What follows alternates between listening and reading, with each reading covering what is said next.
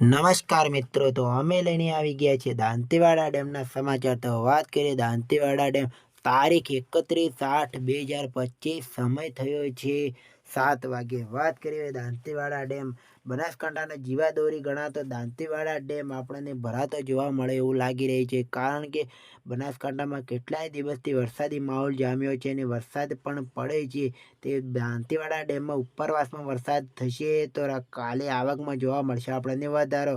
તો આજની આવકની વાત કરીએ તો 1370 ક્યુસેક પાણીની આવક ચાલુ છે મિત્રો. અને હવે વાત કરીએ સપાટીની, તો 583.5ની સપાટી પોણી પહોંચી ગઈ છે મિત્રો.